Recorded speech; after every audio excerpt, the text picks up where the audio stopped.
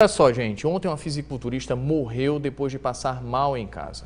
Isso foi a Alicia Bibiane Costa, de 29 anos. Essa daí, além de fisiculturista, ela também trabalhava como dentista. Segundo os familiares, ela estava treinando todos os dias intensamente para uma competição de fisiculturismo que vai acontecer em breve. No final da tarde de ontem, o corpo de Alicia foi velado e sepultado no cemitério Morada da Paz, em Emaús. Familiares e amigos foram prestar a última homenagem, né?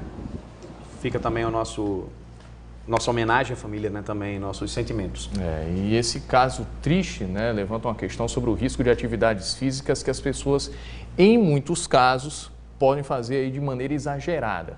Para falar sobre esse assunto, a gente convidou dois especialistas nessa área, Francisco Carlos, o professor Cacau, né, que é membro do Conselho Regional de Educação Física e especialista em Fisiologia do Exercício, e também o doutor Felipe Eduardo Guerra, que é cardiologista. Bom dia para os senhores, bem-vindos. Bom dia. Bom dia. Primeira pergunta, né? A gente não tem muitos detalhes sobre esse caso, mas um detalhe que chama a atenção é que a Alicia, ela estava num ritmo muito intenso de atividades físicas. A Alicia é uma pessoa que tinha passado por uma cirurgia bariátrica, né? A famosa redução de estômago, há pouco tempo, e tinha mudado de vida completamente, de uma vida sedentária para uma vida de esporte de alto rendimento. Qual é o principal cuidado que se deve ter nessa transição? Bom, a gente primeiro tem que ver o seguinte, que a morte súbita, que é o que ocorreu com ela, né, enquanto treinava, é um evento bastante raro. Algo em torno de 1 para 30 mil atletas tem esse evento trágico, que é a morte súbita. Porém, o grande problema é que a maioria das doenças, ela não traz sintomas, né? Então, se ela não traz sintomas, muitas vezes a morte súbita é o evento inicial da pessoa saber que tem o problema. Então, provavelmente, fica difícil ainda dizer a causa nesse caso aí, mas provavelmente a maioria dos casos é alguém que tem alguma doença por trás que não foi diagnosticada e que o exercício ele serviu simplesmente como gatilho. Na verdade, a gente tem que botar na cabeça que exercício não mata. O que mata é alguma doença por trás que não foi, talvez, bem diagnosticada. E para todo mundo entender, doutor, quando o senhor se refere à morte súbita, até um termo mais forte, é algo do coração. O coração falhou em um determinado momento, é isso? Em 90% dos casos, a morte súbita é por algum problema cardíaco, quase totalidade. Então, é algum problema que tem por trás, que não foi diagnosticado, que gera uma arritmia. Essa arritmia gera uma parada cardíaca, que se não for prontamente atendida e tal, pode evoluir para esse problema. Professor Cacau, existe limite para o exercício físico? Verdade. Antes de a gente tocar no assunto, eu gostaria, a exemplo que vocês já colocaram, parabenizar todas as mulheres, né? Dizer que, na verdade, elas são a luz e o grande caminho da humanidade. Elas são muito mais sensíveis que nós, né? E aí fica aqui minha homenagem às mulheres. O Felipe colocou muito bem. Quando você pensa em se exercitar e de forma intensa, né, buscando a performance, é prudente e de super importância que você seja submetido a uma avaliação pré-participação. Evidentemente e obviamente nós estamos comentando aqui não o caso específico da atleta que nós não conhecemos, né? Nós estamos falando de uma maneira geral. E aqui vai o nosso respeito à família, né, pela infelicidade, né, do caso. Então nós estamos falando de uma maneira geral, que fique bem claro isso. Então é prudente que você faça uma avaliação pré-participação. Você deve passar pelo cardiologista, ser submetido a um teste de esforço, prioritariamente um teste chamado de ergoespirometria, onde o especialista vai levá-lo ao extremo do esforço. Esse teste passará e nos dará todo o perfil de saúde desse indivíduo. Se ele tem alguma arritmia, vai ser diagnosticado nesse teste. Se ele faz uma hipertensão reativa, será também diagnosticado nesse teste, enfim. E nos dará com precisão os limites, né, que a gente chama de limiares para a prescrição do exercício, que fica entre o limiar anaeróbio e o ponto de compensação respiratória. É um pouco complicado entender isso, mas seria um limite 1 e limite 2. Em resumo, seria até onde essa pessoa poderia ir no exercício? Enquanto ela aguenta fazer, sobretudo se ela está começando. Só que quando você fala de atleta, né, a gente costuma dizer que quando eu busco a performance máxima, o exercício ele não gera saúde, porque os riscos são grandes, eu estou no limite, né? E quando eu trabalho com atleta, eu tenho que me aproximar ao máximo dos 100%. E eu corro risco de lesão. Há uma curva que mostra bem isso. quanto mais eu busco a possibilidade de 100%, o meu risco de lesão aumenta. E dentre elas, no caso de uma doença de base não conhecida, conforme colocou bem o Dr. Felipe, isso pode ocorrer. Bem entendido, nós não estamos relatando no caso da menina, né? Então, é fundamental que essa avaliação seja feita. Uma avaliação ortopédica também, para você ver se tem algum problema articular, para que a partir daí, o profissional da área do exercício, o profissional da educação física, ele possa adaptar esse indivíduo e começar a desenvolver todo o processo de treinamento, buscando o objetivo fim dela, no caso, se for um corredor de fundo, se for um atleta profissional de futebol, enfim. Os objetivos serão diferentes em função daquilo que a pessoa do esporte é alvo dela. Agora, professor Cacau, o senhor fala de algo que é bem mais específico, já é um preparo aí para o atleta de alto rendimento, que eu imagino que essa curva, esses limites, claro, né, é algo mais para quem vai se esforçar muito mais do que o normal. A palavra, o termo já diz, né? Alto rendimento, né? Alto desgaste também. E aí eu fico imaginando o seguinte, muita gente antes de entrar na academia, está lá sedentário, antes de começar a correr, passa pelo médico, perfeito, conversa com um educador físico e depois vicia no exercício, porque realmente o exercício é muito bom, o corpo se sente bem e nunca mais passa pelo médico. O risco está nisso aí? Acho que a pergunta inclusive é para os dois, né? Você colocou muito bem. Essas pessoas, quer dizer, primeiro deixar claro que o exercício é uma ferramenta extremamente segura no processo de prevenção e tratamento das doenças crônicas. Feito do jeito certo, claro, né? Seguindo todo o processo que nós estamos aqui discutindo. Então, para que não haja assim uma preocupação da sociedade com relação a isso. 30% das mortes no país são por infarto agudo do miocárdio, né? Ou seja, a cada 5 minutos morre uma pessoa.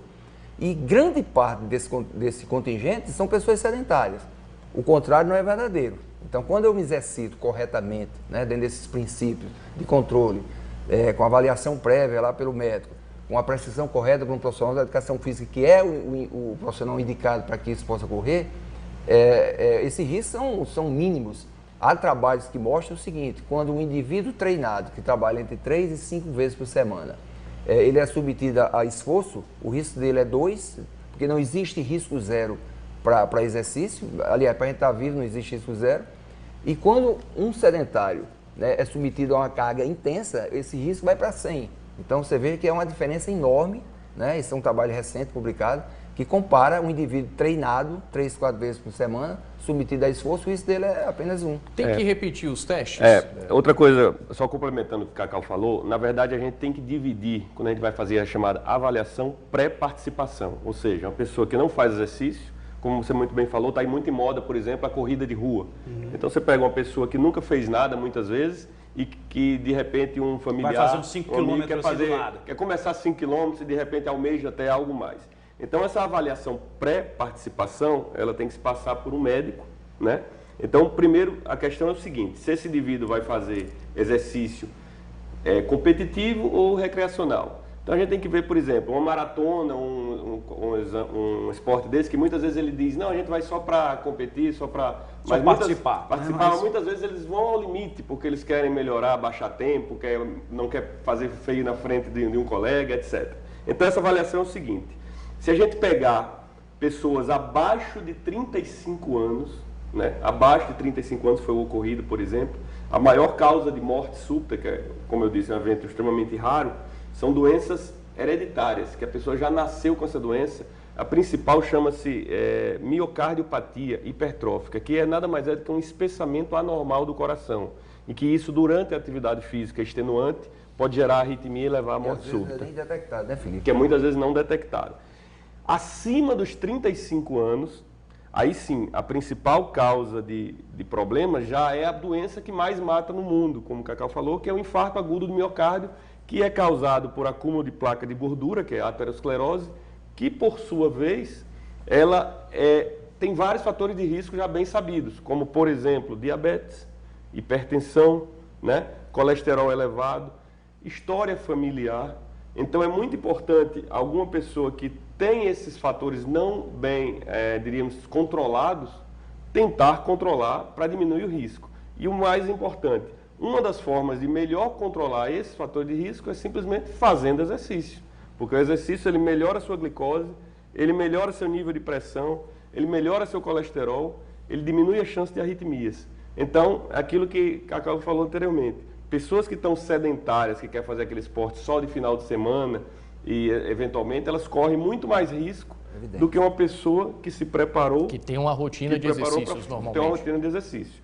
E outro problema também que acontece, infelizmente, é que como o atleta é aquela pessoa que quer superar tudo, né? Então existem também essas provas meio desumanas, como corrida no deserto, Ironman, corrida em temperaturas extremas, umidade extrema. Então isso a gente tem que ter muito cuidado, porque além do esforço do exercício, tem a questão climática, que aí você leva a desidratação, gera perda de potássio, de outros eletrólitos que podem predispor a problemas. Então, essas pessoas que querem ultrapassar demais o limite, saber que tem que ir com calma, se condicionando. A gente usar essa fala do Dr. Felipe, né, para deixar bem claro que é isso. O esporte é muito bom, fazer exercício é indicado, mas que você tenha acompanhamento profissional acima de tudo e que faça tudo passo a passo, né? Não adianta sair do nada para querer ser um atleta de alto rendimento, que isso não vai acontecer, né? O principal resumo que a gente pode fazer disso tudo é isso, né?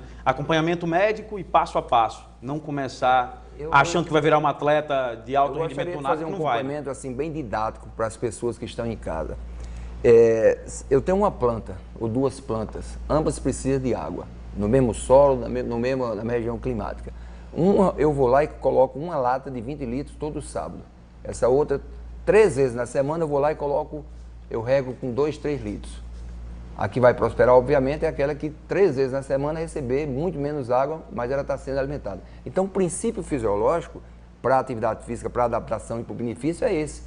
Quando eu falo em exercício, eu tenho que pensar no mínimo 3 vezes por semana, de forma alternada. Hoje, todos os guidelines defendem 5 vezes. O exercício ele passa a ser ótimo quando você faz 5 vezes, claro que controladamente, né?